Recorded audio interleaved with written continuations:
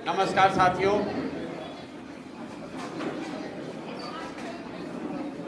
नमस्कार कहने के बाद फिर आप लोग कुर्सी उर्सी अब एडजस्ट करना शुरू करते हैं।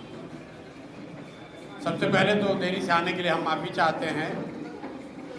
जैसा कि आपको पता है, बाई इलेक्शन की घोषणा हुई है और जन स्वराज की ओर से चारों विधानसभा चुनाव क्षेत्रों में जन स्वराज के प्रत्याशी जो आधिकारिक रूप से दल की ओर से चुनाव लड़ेंगे उसकी घोषणा की जा रही है। पहले 3 विधानसभा क्षेत्रों में जन स्वराज ने सबसे पहले अपने उम्मीदवारों की घोषणा की है। जैसा कि आपको पता है, तरारी से lieutenant general vice chief of army staff doctor S K. Singh साहब की उम्मीदवारी की घोषणा की गई। उसके बाद बेलागंज से प्रोफेसर खिलाफत हुसैन साहब जन स्वराज के उम्मीदवार हैं और इमामगंज से डॉक्टर जितेंद्र पासवान, ये 3 उम्मीदवार हम लोग पहले घोषित कर चुके हैं। जन स्वराज जब दल बना है उसमें हम लोगों ने ये घोषणा करी थी कि इसमें उम्मीदवारों का चयन कोई एक व्यक्ति, दल का नेता या कोई व्यक्तियों का समूह नहीं करेगा, बल्कि क्षेत्र की जनता करेगी। और जनता के सामने हम लोग 4, 5, 6 लोगों का विकल्प रखेंगे आधिकारिक तौर पर, और फिर जनता के पास ये अवसर होगा कि वो 3, 4, 5, 6 महीने तक उन सभी साथियों का आकलन करे।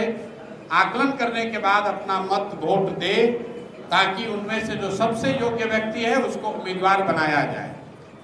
अब इस पूरी व्यवस्था को 2025 के नज़रिए से बनाया जा रहा है।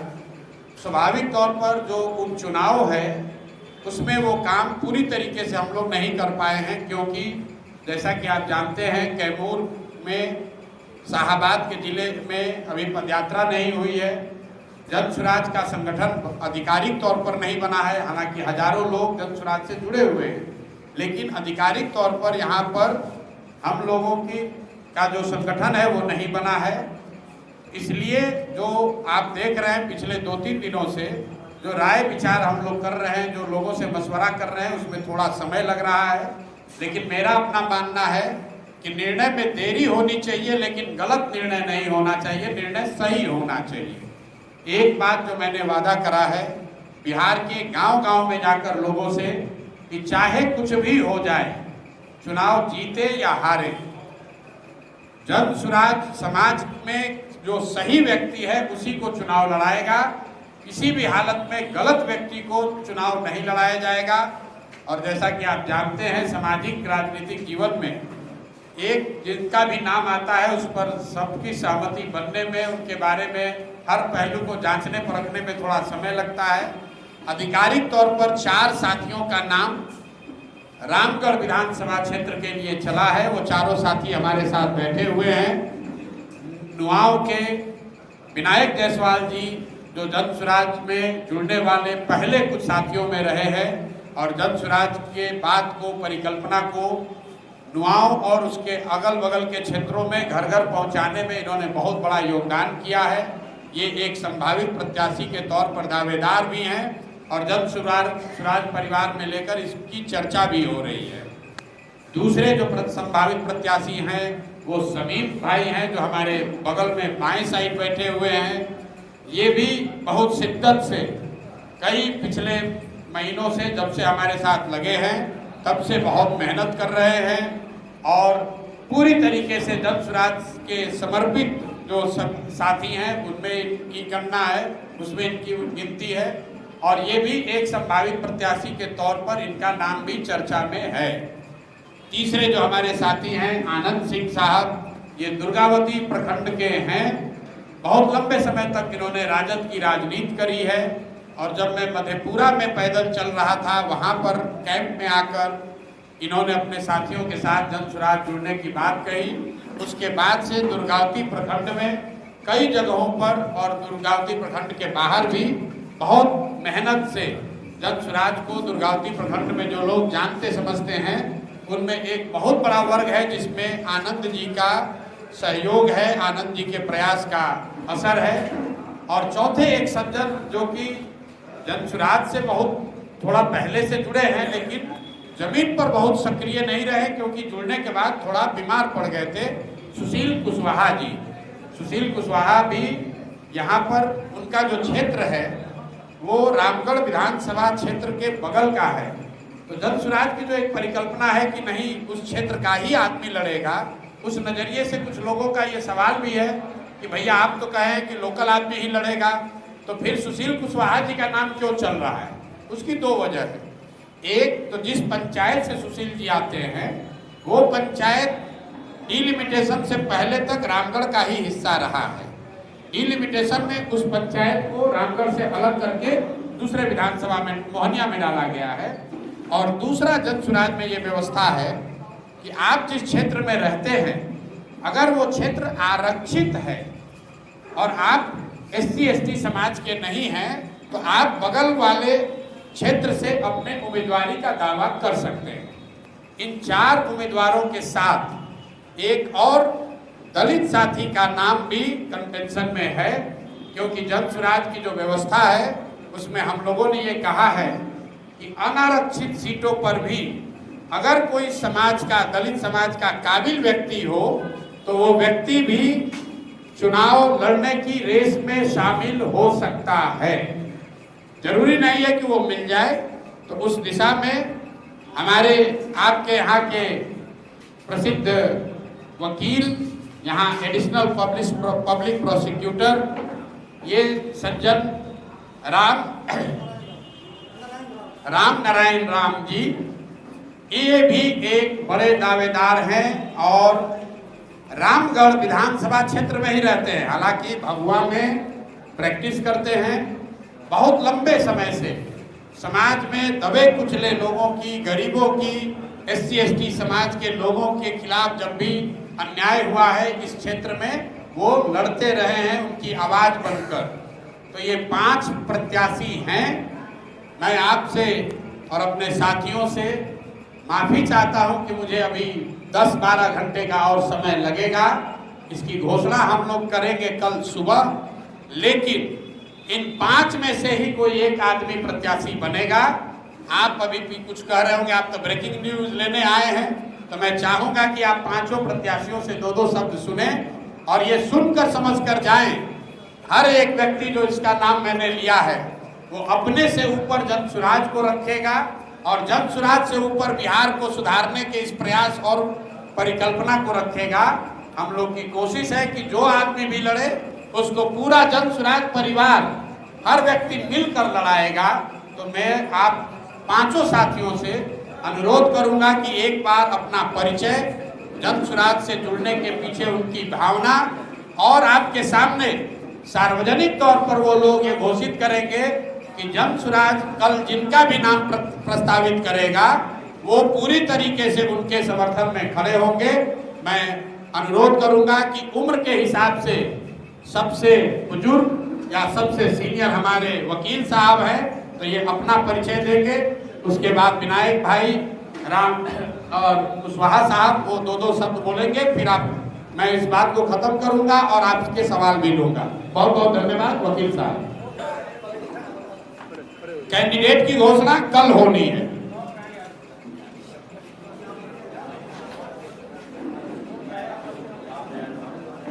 ये माइक ये ले लीजिए। ये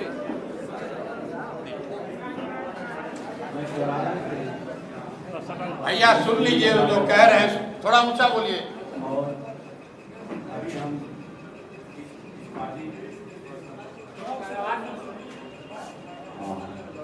हम जो है पानी से है कि या गरीब जो सक्षम है उनको हम लोग सहयोग करेंगे और चुनाव लड़ाएंगे। तो यह बहुत अच्छी बात है। दूसरी बात यह है कि अभी जो रामगढ़ विधानसभा क्षेत्र से रामगढ़ के इर्द गिर्द ही यहाँ दुकानदारी घूमती रही है और चाहिए कि सभी लोग दूसरा परिवर्तन होना चाहिए। हम इसका सहमत करते हैं, आपके भावनाओं से भी सहमत हैं। यदि मौका मिलेगा तो हम प्रदर्शन करें। बहुत बहुत धन्यवाद आपका। अब मैं आनंद कुमार सिंह पूर्व जिला परिषद सदस्य दुर्गावती। मैं आदर्श ग्राम नुआव का रहने वाला हूँ और मैं पार्टी बनने से पहले बड़े भाई प्रशांत किशोर जी के विचारों से मैं जाके मधेपुरा कैंप में जुड़ा और मैं जीवन की बहुत लंबी तो उल्लेख नहीं कर सकता, लेकिन मैं आपको इस बात के लिए स्पष्ट कर दूं कि मैं इनके साथ हूँ।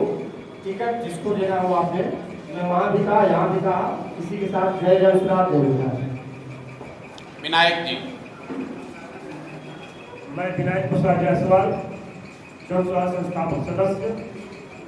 मैं जन स्वराज की नीतियों में विश्वास करता हूँ और हम पांचों में से कोई भी सदस्य अगर उम्मीदवारी के लिए प्रशांत जी किसी को नॉमिनेट करते हैं तो मैं तहे दिल से उनको धन्यवाद और स्वागत करता हूँ। बाकी बातें मैं समाज के साथ और अपने तन मन धन के साथ जुड़ेंगे, चाहे अगड़ा हो या पिछड़ा हो या सवर्ण जो भी आएगा, मैं उनके साथ खड़ा कंधे से कंधा मिला कर दूंगा। उस पार्टी का नाम है जन स्वराज। समीम भाई। नमस्कार, हम समीम अहमद। मैं 2015 में बीएसपी से कराकर से मैं हरा था, जो कि मैं 12 साल से बीएसपी में था और मैं 25 अगस्त से भैया से जब मैं मिला काफ़ी जनस्वराज में प्रभावित था और भैया से जब मिला तो मैं बोला कि भैया आपका जो विजन है, प्लान है बिहार के लिए, इस प्लान में हम भी बिहार के लिए जुड़ना चाहते हैं। टिकट का जहाँ तक बात रही, टिकट तो हर किसी का अपेक्षा होता है कि हम भी लड़ जाएं, लेकिन मैं भैया को बोला था और भैया ने हमको वादा भी किया था कि समीम भाई 4 में से 1 आपको जरूर हम देंगे। 4 अगर विधानसभा बिहार में हो रहा उपचुनाव, उसमें 4 में से 1 जरूर हम आपको देंगे, जिसमें इन्होंने वादा निभाया जो बेलागंज में एक मुस्लिम को दिया। मैं तहे दिल से मैं सम्मान और स्वागत भी करता हूँ। इन्होंने जो बोला वो अपना वादा निभाया। मैं इसीलिए जन स्वराज के लिए और पूरे बिहार के लिए और बिहार के जनता के लिए मैं जिसको भी बिहार और रामगढ़ की धरती पर प्रत्याशी उतारेंगे भैया और इनके पूरे विचारों से मैं सहमत हूँ, जिसको उतारेंगे मैं उनके साथ तन मन धन और जन के साथ मैं इनके साथ हूँ। जय बिहार, नमस्कार। सुशील कुशवाहा जी। कुछ कहने से पहले यहाँ उपस्थित तमाम सारी मीडिया का मैं अभिनंदन और स्वागत करना चाहता हूँ और एक बात कहना चाहता हूँ। सब कोई आपस नाम के आगे कुशवाहा से लगोले हुई, लेकिन हमारे बड़े भाई यहाँ उपस्थित हैं, सम्माननीय प्रशांत किशोर साहब, जो भी इस देश में दुनिया में इनका नाम लेता है तो कहता है प्रशांत किशोर रणनीति का, जैसा आप सब जानते हैं। तो मैं पूरा मैं बहुजन समाज पार्टी में 24 साल काम किया और जितने भी दल नेता रहे सबका एक ही फोकस रहा कि बिहार का, झारखंड का, उड़ीसा का, पंजाब का देश की तरफ निधि घुमा देंगे। मैंने देखा फेसबुक व्हाट्सएप के माध्यम से ये पहला इस देश का सम्मानीय नागरिक जो इस बात को बोले कि भारत के निधि को मैं बिहार की तरफ घुमा दूंगा। मैं स्वागत करना चाहता हूँ ऐसे जमात साथी का और मैं जब तक जिंदा रहूंगा यह मेरा वादा और कोशिश है इस रणनीतिकार के साथ मिलकर के इस बिहार के बदहाली, इस बिहार के शिक्षा स्वास्थ्य का जैसे कैसे आगे बढ़ेगा, मैं इनके साथ काम करने का काम करूंगा और यही मेरा कहना है। यही बहुत बहुत धन्यवाद। देखिए, आप आए हैं सुनने की उम्मीदवार कौन होगा।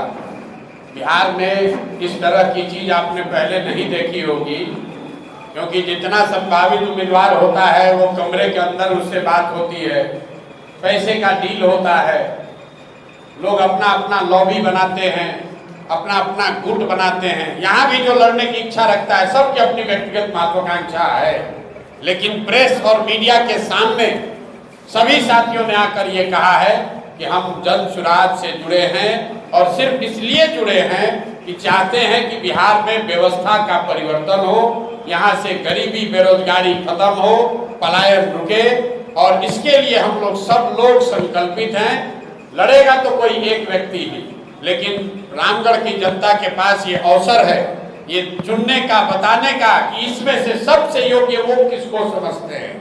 ये प्रशांत किशोर की क्षमता नहीं है कि कि हम बता दें कि सबसे योग्य कौन है। इन पांचों का नाम चल रहा है, मुझे एक दिन और समय दीजिए। जन सुराज से जुड़े हुए जितने साथी हैं, मैं जान रहा हूं सबके मन में उत्सुकता है, भैया जल्दी घोषणा कीजिए। बगल में कृष्णा भाई बैठे हुए हैं, कल बोले हैं भैया निर्णय लीजिए, बंदूक में गोली भर के दागिए, हम लोग सब तैयार हैं। वो भी एक तरीका है, लेकिन लोकतंत्र है। लोकतंत्र में आपका मत, जनता का मत सब सर्वोपरि है। प्रशांत किशोर चाहे जितने बड़े रणनीतिकार हो, जनता से बड़ा रणनीतिकार कोई नहीं है। तो मैं आज ये पांचों नाम घोषित कर रहा हूं। नाम ये फाइनल इसलिए नहीं आपको घोषित किया कि 4 नाम चर्चा में था, एक नाम का चर्चा अभी आपसे पहले नहीं हुआ। वकील साहब जो आज अभी नाम घोषित हुआ है, तो रामगढ़ की जनता को ये अवसर मिलना चाहिए, जो साथी हम लोग से जुड़े हुए हैं, कि उनके नाम पर भी वो अपना फीडबैक कर दे। अभी 1-2-4 घंटे में हमारे साथी जो जमीन पर हैं वो उस काम में लगे हुए हैं। आप हमको कल सुबह आपके व्हाट्सएप पर ये सूचना 11 बजे आ जाएगी। जन सुराज का उम्मीदवार 25 तारीख को अपना नामांकन करेगा। 24 तारीख को बेलागंज और इमामगंज के उम्मीदवार अपना नामांकन कर रहे हैं, और 25 तारीख को सुबह में करारी के उम्मीदवार अपना नामांकन कर रहे हैं। 25 तारीख को दोपहर में 1 बजे रामगढ़ के जन सुराज के उम्मीदवार अपना नामांकन करेंगे। ये सारी बातें तय हैं। इन 5 में से कौन उम्मीदवार होगा इसकी घोषणा कल 11 बजे करेंगे। अब आपका कोई सवाल हो तो आप कर सकते हैं। बहुत बहुत धन्यवाद।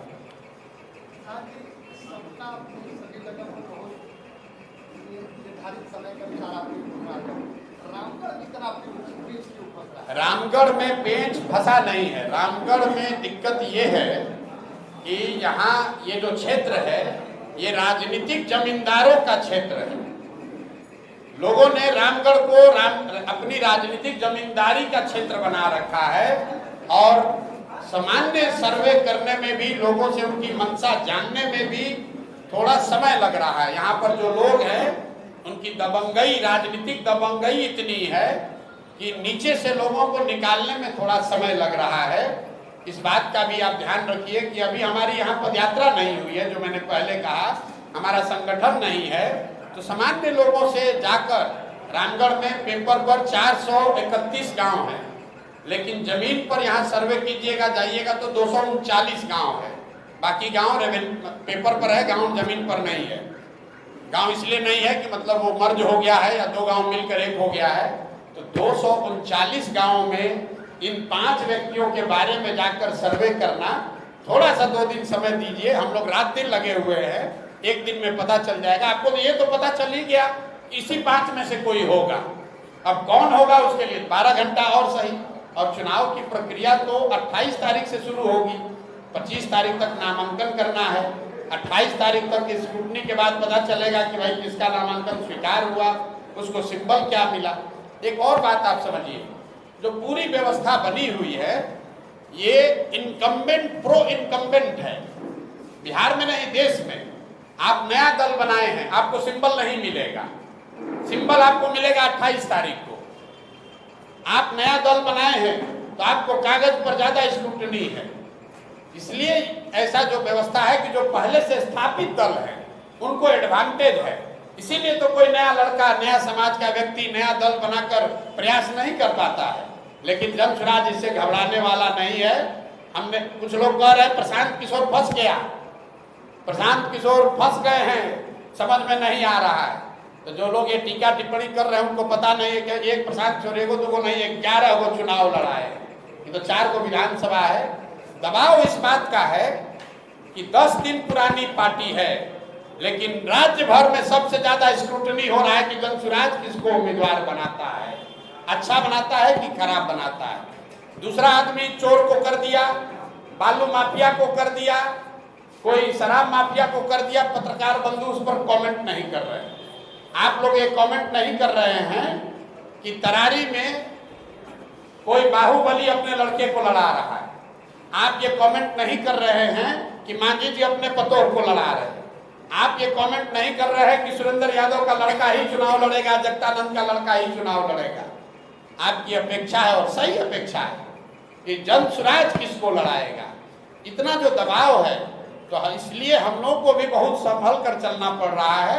मैं आपके पेशेंस के लिए आपका धन्यवाद कर रहा हूं, लेकिन भरोसा रखिए जैसे 3 विधानसभा क्षेत्रों में सही निर्णय हुआ है मेरी समझ से, यहाँ पर भी सही निर्णय होगा, कल आपको बता देंगे। आप लोगों की बात कर रहे हैं, लेकिन राष्ट्रीय जनता दल के प्रदेश अध्यक्ष जगदानंद सिंह और उनके पुत्र हेमंत सिंह प्रत्याशी डॉक्टर पुनीत सिंह ने कहा है कि प्रशांत पांडे अगर स्वयं रामगढ़ में चुनाव लड़े तो अच्छा रहेगा, देश में उनकी नाम होगी। ठीक बात है।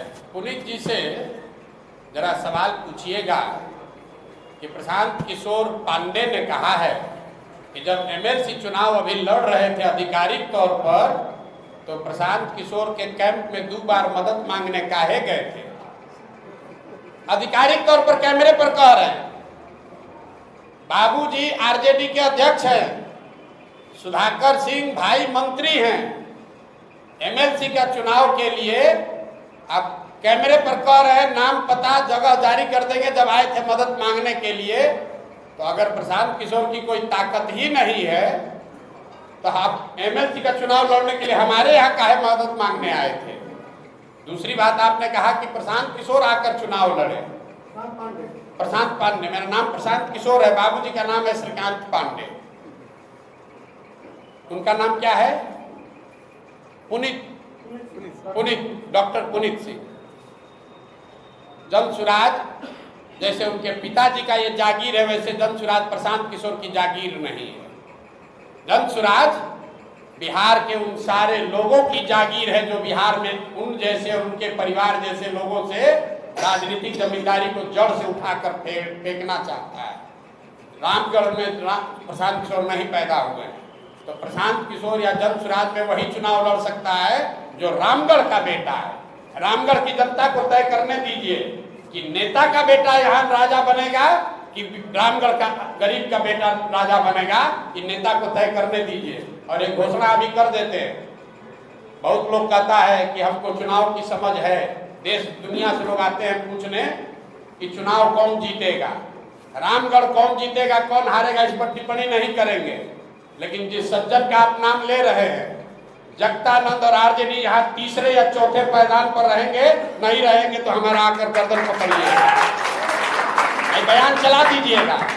ये बयान दोनों चलाइएगा कि प्रशांत किशोर ने कहा कि तुम जीतने की बात छोड़ो, दूसरे नंबर पर आकर दिखा दो, मैं मान लूंगा कि रामगढ़ की जनता में तुम्हारी पकड़ है। हमको क्या लड़ा रहे, हमको क्या लड़ा रहे? और रामगढ़ में किसको लड़ा रहा है तो बुलाओ अपने नेता को, तेजस्वी यादव को। तो समीम भाई ने कहा है पहले कि बुलाइए तेजस्वी यादव के यहाँ लड़ाने, और हम यहाँ लड़ जाते हैं और देखिए कौन जीतता। कर लीजिए फैसला, एक वर्ष तेजस्वी जी लड़ जाए, एक वर्ष हम लड़ जाए, यही रामगढ़ से लड़ जाइए। अरे जीत हम अपन, 2 बात है, जनसुराज जीत हार का दावा नहीं कर रहे, जनसुराज की बात किनारे हमने कह दी। लेकिन प्रशांत किशोर चुनाव जानने, लड़ाने और आकलन करने के लिए ही आप हमको जानते हैं, देश जानता है। हम उस आकलन के आधार पर बता रहे हैं कि आरजेडी, जगदानंद सिंह और उनके बच्चे, रामगढ़ की जनता सबसे ज्यादा अगर किसी से नाराज है तो उनसे नाराज है। और उनकी लड़ाई इसकी है कि वो तीसरे पर रहेंगे कि चौथे पर रहेंगे, पहले दूसरे की लड़ाई में वो है ही नहीं। और कौन अभी पहले दूसरे में है ये आपको हमसे ज्यादा जानकारी है। जनसुराज न लड़े तब भी हम आपके सोच समझ कर बोल रहे हैं। जनसुराज अगर नहीं भी रेस में है तो भी जगदानंद सिंह के लड़के आरजेडी यहाँ तीसरे नंबर पर है, आपको हमसे ज्यादा जानकारी है।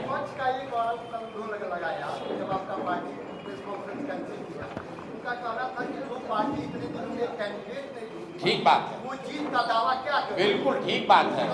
हम देखिए, एक विद्यार्थी है जो परीक्षा के केंद्र तक जाते जाते पढ़ रखे अपना नोट रिवाइज कर रहा है। एक विद्यार्थी है जो दारू पी के 2 दिन पहले ही कहते कि हम तो परीक्षा पास हो गए।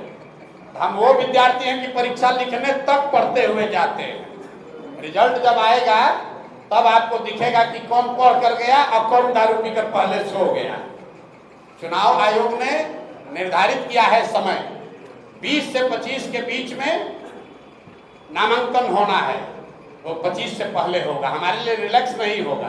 20 को जो नामांकन किया उसका भी फाइनल 28 को ही होगा, उसका भी वोट 13 को ही पड़ेगा।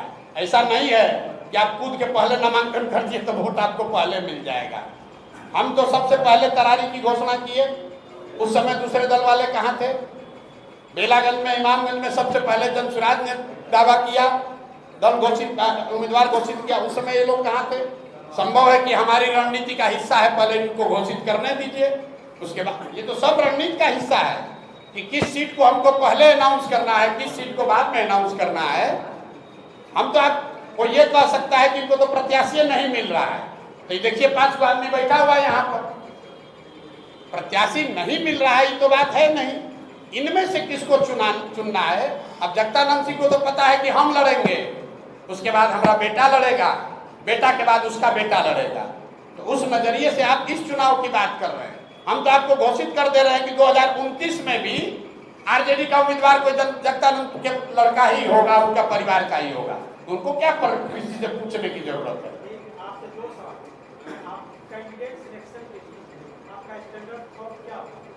स्टैंडर्ड थॉट ये है कि जिसको भी समाज में सही व्यक्ति लोग बता रहे हैं,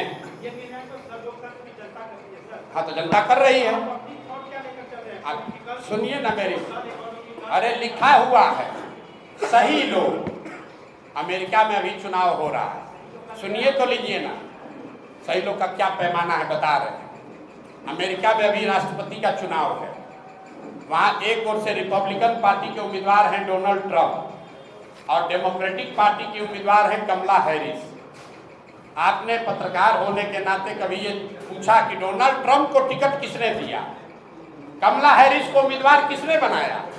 वो किसी एक व्यक्ति ने नहीं बनाया, कोई आदमी वहां टिकट नहीं देता है।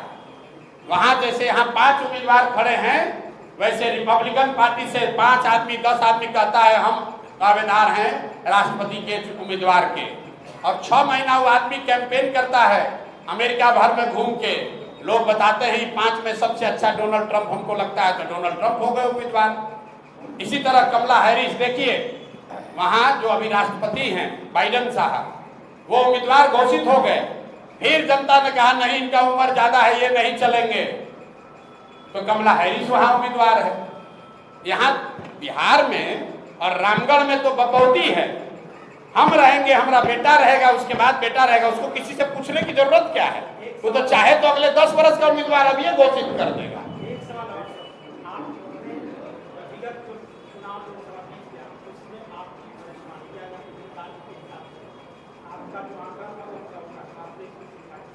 फ्लॉप रहा।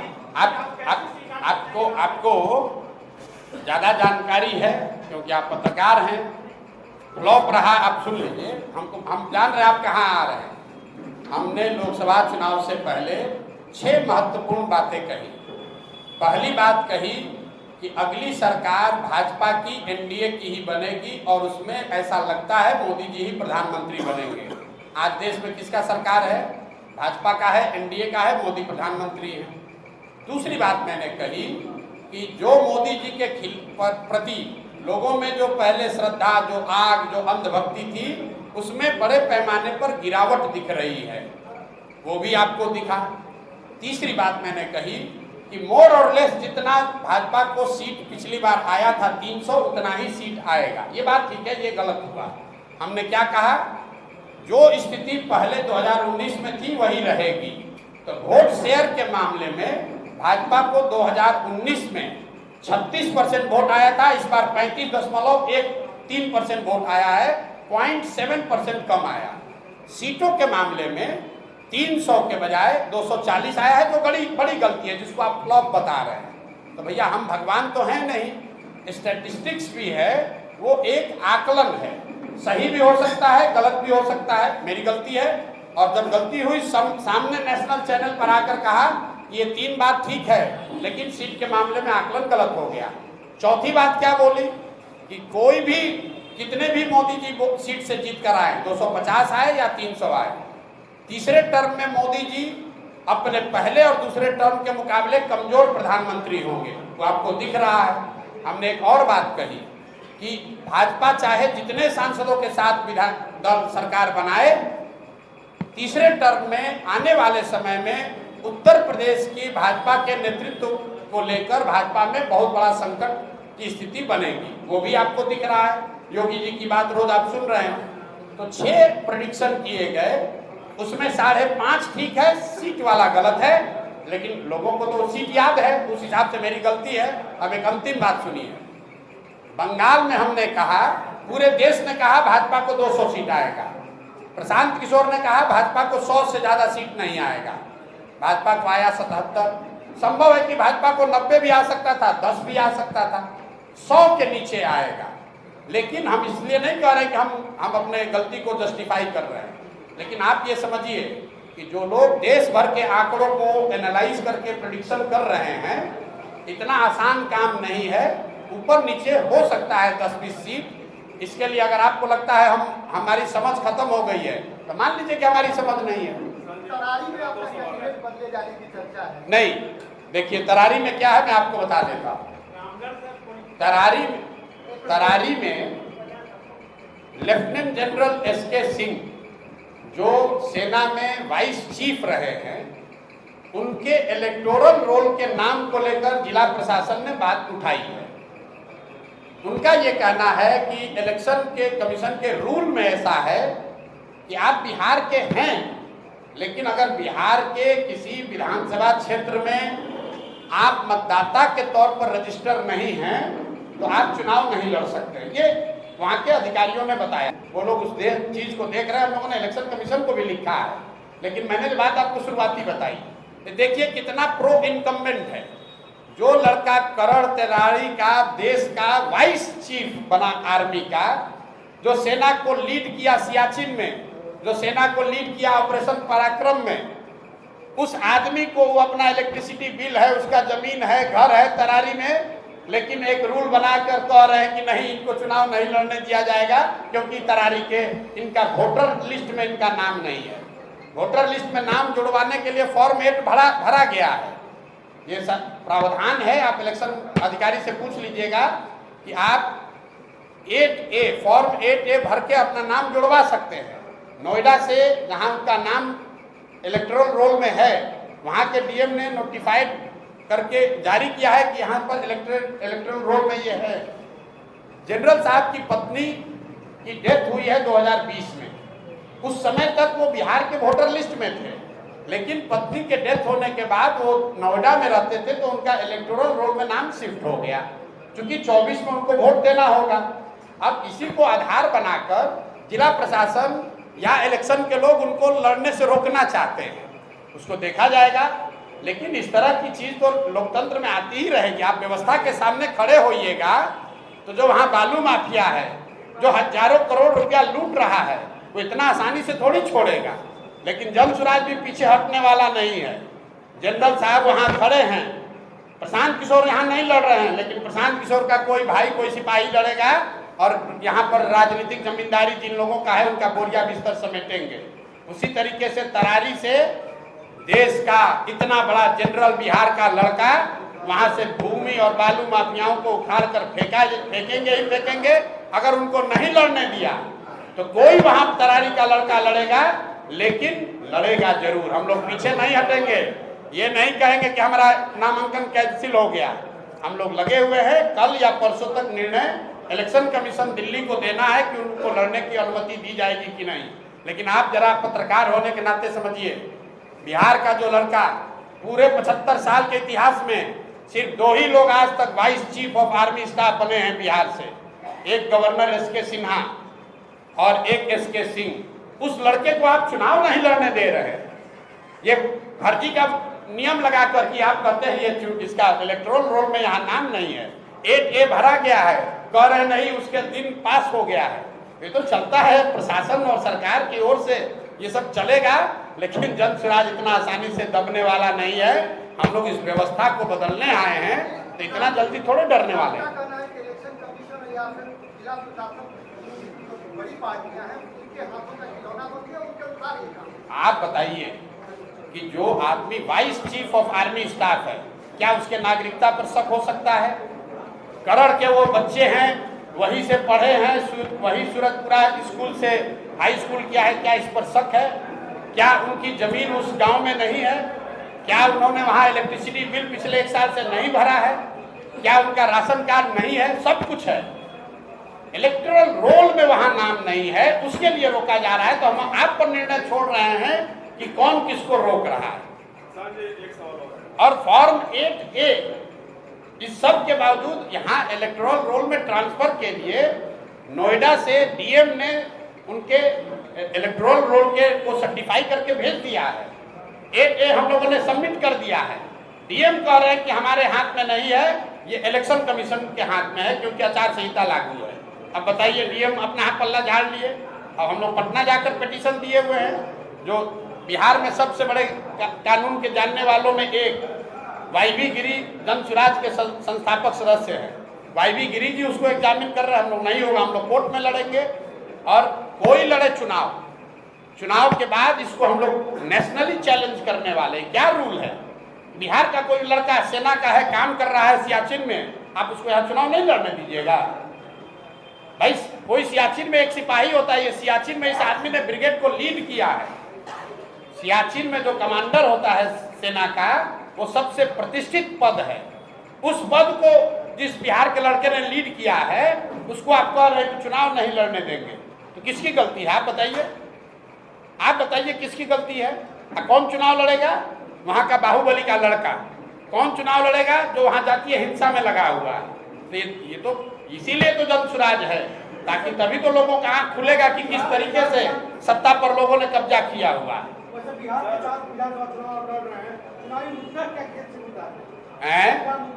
चुनाव का मुद्दा ये है कि बिहार की जनता अपने बच्चों के लिए जगे, अपने बच्चों के लिए वोट करे। अभी तक जाति के लिए वोट कर लिया, धर्म के लिए वोट कर लिया, मंदिर मस्जिद के लिए वोट कर लिया, विचारधारा के लिए वोट कर लिया, नेता के बेटे के लिए वोट कर लिया। एक बार अपने बच्चों के पढ़ाई और रोजगार के लिए वोट करो। यही जन स्वराज का नारा है, यही जन स्वराज का सिद्धांत है। और इसी मुद्दे पर चुनाव लड़ा जाएगा कि नेता का बेटा को वोट देना है कि अपने बच्चे को वोट देना है। एक सवाल मेरा है कि पार्टी के उम्मीदवारों की घोषणा पार्टी अध्यक्ष न करके आप क्यों कर रहे हैं? नहीं, पार्टी अध्यक्ष ही कर रहे हैं हर जगह। अरे आज अभी कहाँ घोषणा हुई है? आप सारा प्रेस कॉन्फ्रेंस देखिए, हमको मालूम है आप लोग यही उठाइएगा, आपको मुद्दे से नहीं मतलब है। सारे मुद्दे पर नहीं, सुनिए, पटना में वीडियो निकालिए, लेफ्टिनेंट जनरल वीके सिंह की घोषणा किसने की?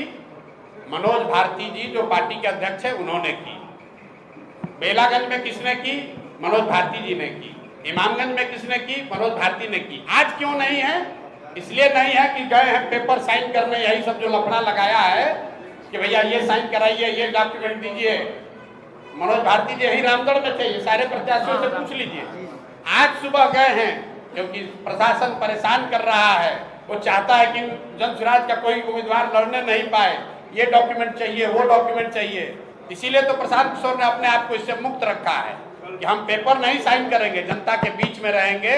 पेपर साइन करने वो गए हैं, पेपर भी साइन होगा और 23-24 तारीख को इमामगंज में और 25 तारीख को तरारी और रामगढ़ में जन स्वराज के उम्मीदवार अपना नामांकन दाखिल करेंगे। प्रशासन परेशान कर रहा है, प्रशासन मतलब कौन? अब आप देखिए, आप बताइए कि लेफ्टिनेंट जनरल SK सिंह को चुनाव नहीं लड़ने देना किसका हिम्मत है? ये कोई छोटा अफसर तो कर नहीं सकता है, ये कोई छोटा व्यक्ति तो कर नहीं सकता है, ये कोई वार्ड सदस्य का तो चुनाव है नहीं। बिहार का इतना बड़ा बेटा अपने सब कुछ, अपने सुख सुविधा को छोड़कर बिहार के लिए लड़ने आया है, उसको आप चुनाव नहीं लड़ने दे रहे हैं। बालू माफिया के खिलाफ, बाहुबलियों के खिलाफ, तो कौन रोक रहा है? आप पर छोड़ रहे हैं, आपके द्वारा जनता पर छोड़ रहे हैं तय करने को।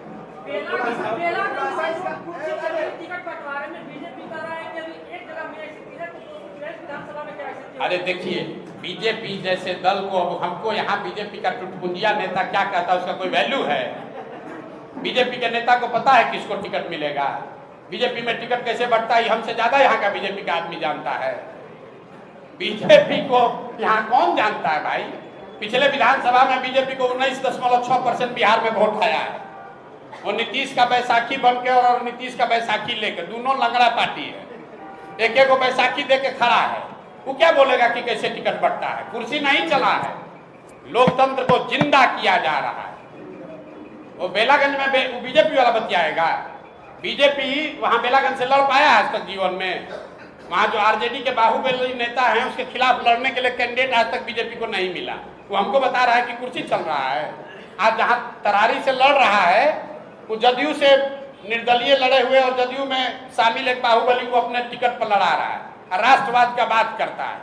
ये बीजेपी वाला सब राष्ट्रवाद का बात करने वाला जरा पूछिए कि सेना के जनरल को नहीं लड़ने दे रहे हैं, जिसने भारत की रक्षा के लिए कुर्बानी दिया है 40 वर्ष, उसको नहीं लड़ने दे रहे हो। और बीजेपी ने उम्मीदवार बनाया किसको? एक बाहुबली के लड़के को। तो चरित्र भी देख लीजिए, कहता है चाल चरित्र अलग है। चरित्र देखिए बीजेपी का, परिवारवाद का बात कर रहा है।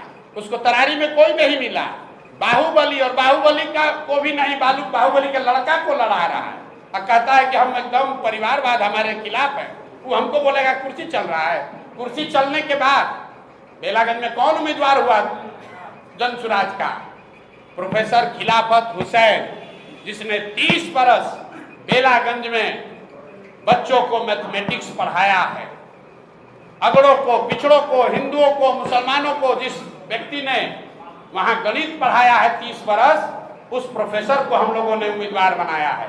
जिस क्षेत्र के बारे में लोग कहते हैं कि 10 करोड़ रुपया चाहिए चुनाव लड़ने के लिए, वहां से एक साधारण प्रोफेसर को चुनाव लड़ा रहे हैं। तो आप लोग पत्रकार लोग भी कह रहे हैं प्रशांत किशोर से गलती हो गया। इसीलिए ना बिहार का ये दुर्दशा है। कोई अच्छा आदमी खड़ा होता है तो आप लोग कहते हैं बिहार में नहीं चलेगा, तो न चलेगा तो इसी दुर्गति में जीवन भर आपको भी रहना पड़ेगा। बिहार की राजनीति में प्रशांत किशोर को एंटरटेनमेंट का साधन कहा जा रहा है। बढ़िया है, एंटरटेन होइए, मजा लीजिए। अगर जो लोग ये कह रहे हैं तो उनसे पूछिएगा कि उनके दल के जो आका हैं वो इसी एंटरटेनमेंट के साधन का इस्तेमाल करके इसी बिहार के लड़के से सलाह लेकर वहां पहुंचे हैं।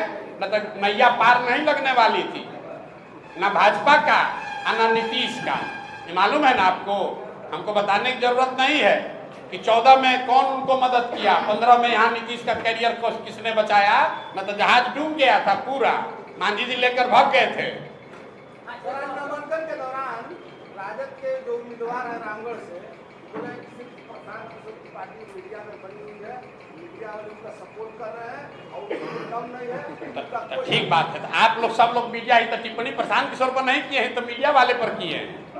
आप लोग को कितना लोग को हमसे सुनिए, तो मीडिया पर बने रहे। मीडिया को समझ नहीं है। अगर आप हमारे प्रेस कॉन्फ्रेंस में आए हैं तो कुछ तो सोच के आए होंगे। वो तो ये कह रहे हैं कि मीडिया में बने हुए हैं, क्यों? पैसा वैसा दे के सबको खरीद लिया है। तो आपको पता नहीं चल रहा, आपको गाली भी दे रहा है कि पत्रकार लोग को क्या है, तो सब भी क्या है, प्रशांत किशोर से पैसा ले लिया। यहाँ बैठे हुए जितने पत्रकार हैं जरा बताइए तो किसी को एक हम समोसा भी खिलाए हैं? और कह रहा है कि सारा पत्रकार प्रशांत किशोर के पीछे घूम रहा है।